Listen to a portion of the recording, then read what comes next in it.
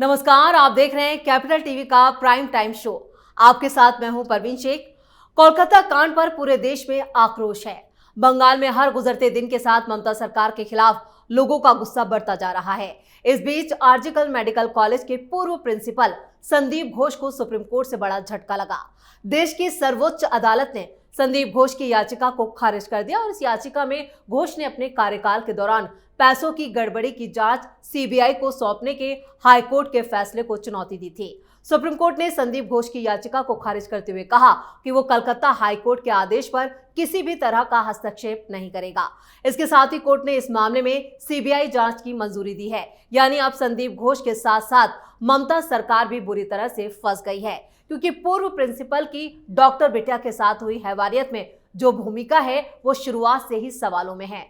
Supreme court का सख्त रुख ममता के लिए कितनी बड़ी चेतावनी। इसी पर चर्चा के लिए स्टूडियो में मौजूद हैं कैपिटल टीवी के editor in chief doctor Manish Kumar. Doctor साहब, आपका बहुत बहुत स्वागत है। धन्यवाद। जिस तरह से संदीप घोष को सुप्रीम कोर्ट से झटका लगा है और सुप्रीम कोर्ट की जो टिप्पणी आई है वो कितनी बड़ी चुनौती ममता सरकार के लिए। देखिए, ममता बनर्जी को इस्तीफा दे देना चाहिए, क्योंकि जितना समय बीतता जा रहा है ममता बनर्जी की परेशानी और ममता सरकार का काला चेहरा उतना ही दुनिया के सामने उजागर हो रहा है।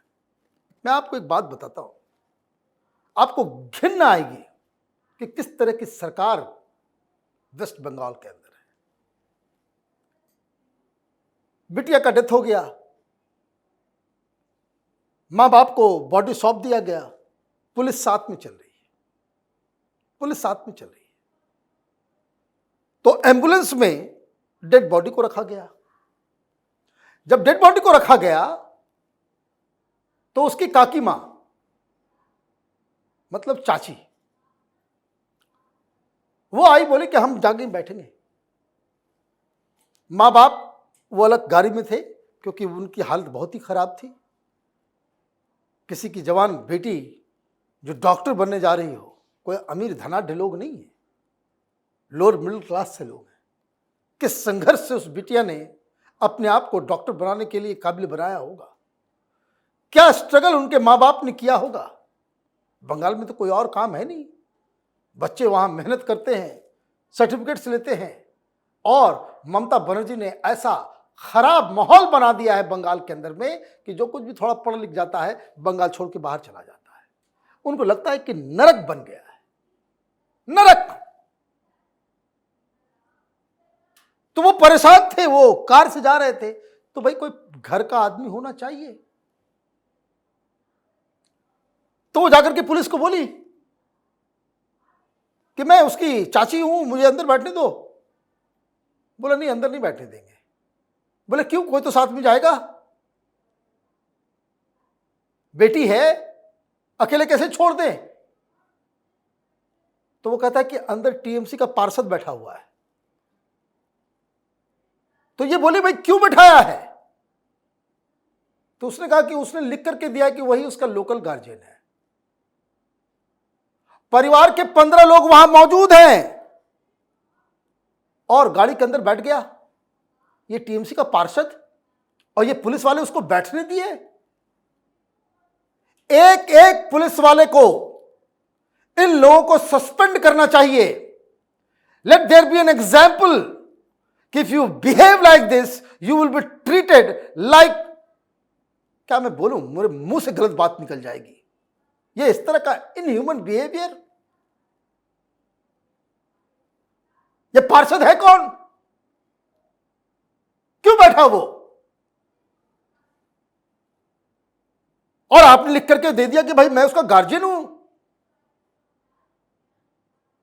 तो अब लोग बता रहे हैं कि भाई इसलिए कि कहीं कुछ गड़बड़ ना हो, क्योंकि उसके माता पिता बता रहे हैं कि एक तो डेड बॉडी दिखाने में तुमने 3 से 4 घंटा का इंतजार करवाया,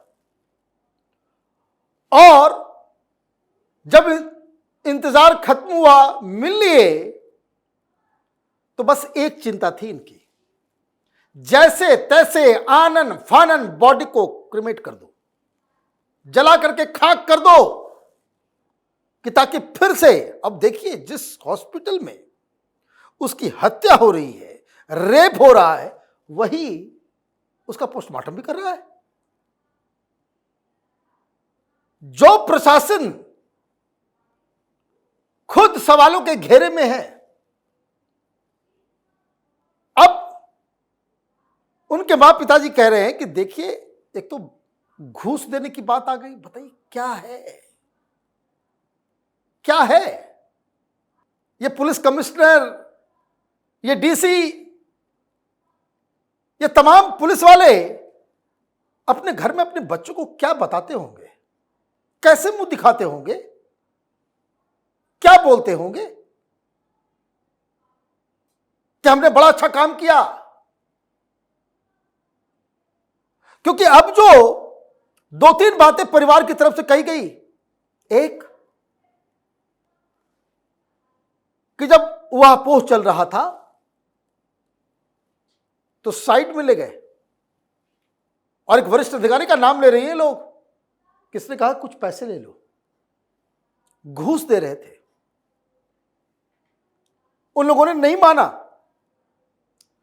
फिर उनके पास ये लोग लेकर के कि देखिए क्या हिमाकत है इनकी, और सीबीआई से गुजारिश है कि आपकी पूरी साख दांव पे है, कुछ हैंकी पैंकी आपने कर दिया, सीबीआई के ऊपर लोग थूकेंगे। सीबीआई अधिकारियों के घर में भी उनकी बेटियां होंगी, जैसे अपनी बेटी को ट्रीट करते हो, इस डॉक्टर बिटिया जिसकी मौत हो गई है, अपनी बेटी समझ करके इसका इन्वेस्टिगेट करना। सादा कागज लेकर के कोई पुलिस वाला पहुंच गया और कहा साइन कर दो। वो कौन पुलिस वाला था जो घूस ऑफर कर रहा था? वो कौन पुलिस वाला था जो सादे कागज पे सिग्नेचर करवा रहा था? वो कौन पुलिस वाला था जिसने एक टीएमसी के पार्षद को एम्बुलेंस के अंदर घुसने दिया? इन सब को उम्र कैद मिलनी चाहिए। मैं बार बार कह रहा हूं कि एग्जाम्पल बनी ये केस, तो ये सारी चीजें हो रही है। डॉक्टर साहब, इस बीच एक खत भी सुर्खियों में है। हाँ, यहाँ पर संदीप आपने घोष बड़ा ने लिखा। बड़ा अच्छा याद दिलाया। खत जो है वो दरअसल ये प्रिंसिपल के द्वारा, क्राइम सीन को लेकर यहाँ हाँ, प्रिंसिपल के द्वारा लिखा गया एक आदेश है। ये खत नहीं है, एक आदेश है। यह आदेश चीफ इंजीनियर को दिया गया है, एग्जीक्यूटिव इंजीनियर को दिया गया है कि आज हमारी बैठक हुई है और प्रिंसिपल सेक्रेटरी हेल्थ डिपार्टमेंट और डायरेक्टर हेल्थ डिपार्टमेंट, उनके साथ मीटिंग करने के बाद यह हमने तय किया है कि जहां क्राइम सीन है उसके बगल में बाथरूम है, सब कुछ है, उसको जो है रेनोवेट करने का काम शुरू किया जाए। अच्छा, मामला क्या हुआ था कि हत्या के बाद अगले दिन धरना प्रदर्शन शुरू हो गया जी, और यह खबर आई कि वहां दीवार को तोड़ा जा रहा है। कुछ तो तोड़ दिया इन्होंने, बाथरूम को भी तोड़ा। मतलब आप समझिए, अगर आप इन्वेस्टिगेशन के नजरिए से इसको देखिए तो जहां इसने पूरा काम किया होगा, हाथ धोया, खून से लथपथ होगा, ये होगा, वो होगा, वो वॉशरूम गया होगा, वहां उसने हाथ धोया होगा, वहां भी सबूत थे, उसको आप तोड़ रहे हो और पता नहीं उस जगह पे क्या हुआ था। और वो तो ये समझिए कि वहां सीपीएम के लोग धरना प्रदर्शन में थे। जब इन्होंने देखा कि अंदर मालूम चला कि पुलिस वाले बैठे हुए हैं, वहां पे तोड़फोड़ मचाया जा रहा है, तो ये सीपीएम के कार्यकर्ता जो है वो घुस गए अंदर और भगाया। वहां पे हंगामा क्या कि भाई क्या तोड़ रहे हो, तो उसमें बवाल मचा। तो ममता बनर्जी, उनकी सरकार, उनकी पार्टी, और जरा देखिए टीएमसी के बेशर्म प्रवक्ताओं को, टीवी पे आते हैं तो जिस तरीके से उनका बॉडी लैंग्वेज होता है, जिस तरीके से उनकी भाषा होती है, वो हंसते हैं, मुस्कुराते हैं, क्योंकि उनको लगता है कि ये क्या बेवकूफ लोग हैं हिंदुस्तान की जनता। अरे जो करना है कर लो, हम चुनाव नहीं हारने वाले हैं।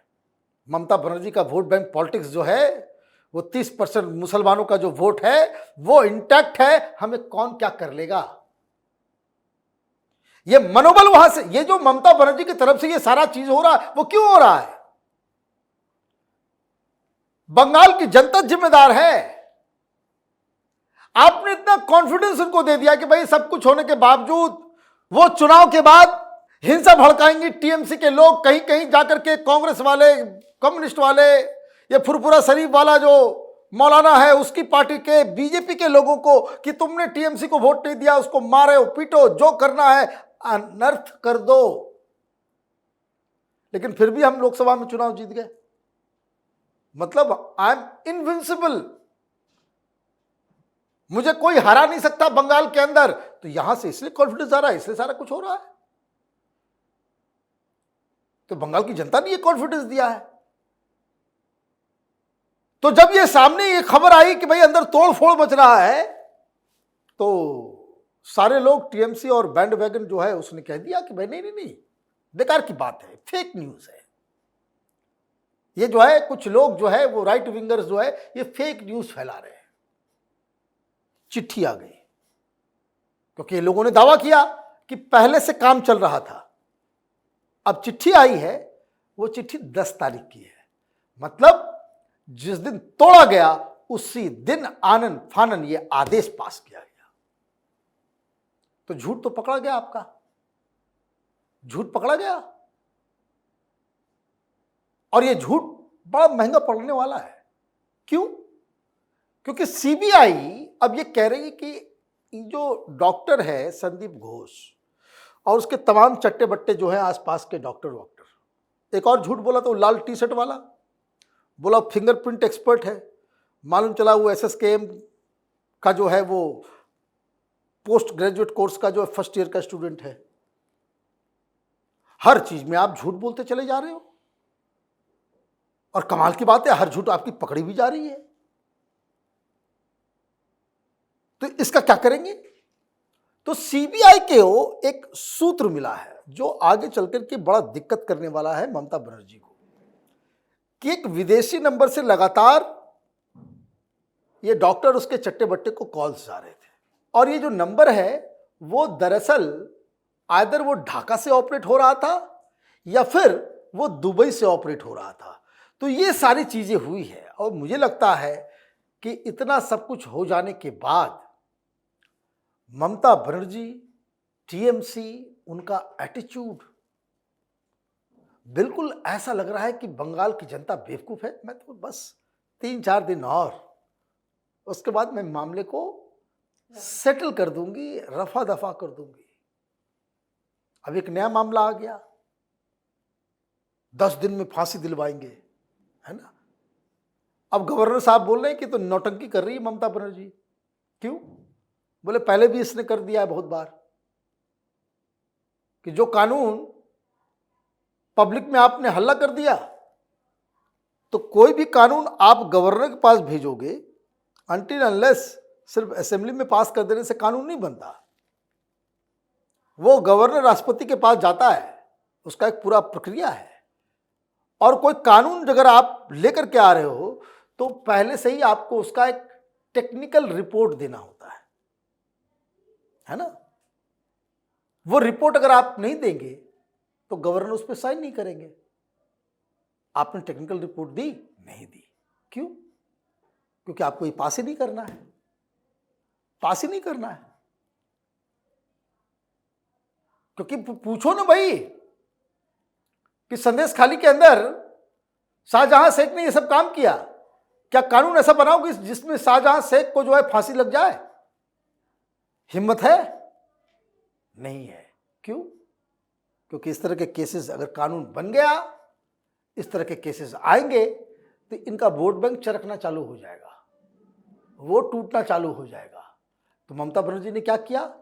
ममता बनर्जी ने समझ लिया है कि बंगाल की जनता बेवकूफ है, मूर्ख है, उसको बहकावे में डाल देते हैं कि भाई 10 दिन में ये खटाखट ये राहुल गांधी वाला बीमारी तो आपने कर दिया, और टेक्निकल रिपोर्ट आपने दी नहीं तो वो कानून होगा नहीं।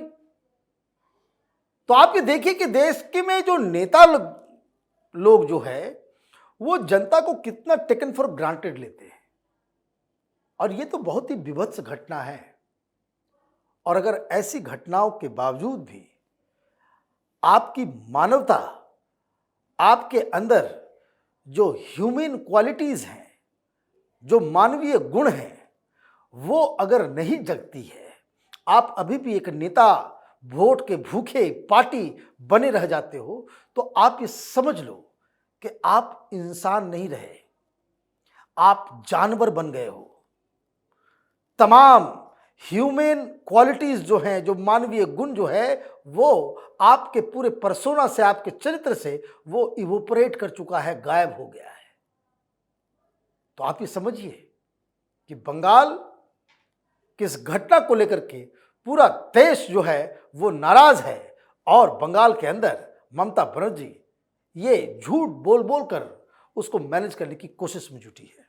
चलिए, उस तमाम जानकारी के लिए और सटीक विश्लेषण के लिए आपका बहुत बहुत धन्यवाद। धन्यवाद। संदीप घोष के खिलाफ सीबीआई के साथ साथ ईडी का भी ताबड़तोड़ एक्शन जारी है, जिससे ममता सरकार की मुश्किलें कई गुना बढ़ चुकी हैं। वहीं अब 2 जांच एजेंसियों के चक्कर में संदीप घोष के साथ साथ ममता सरकार बुरी तरह से फंसी हुई नजर आ रही है। प्राइम टाइम शो में इतना ही। वीडियो की खबर कैसी लगी कमेंट करके अपनी राय जरूर दें। वीडियो को लाइक करें, शेयर करें और कैपिटल टीवी को सब्सक्राइब जरूर करें। नमस्कार।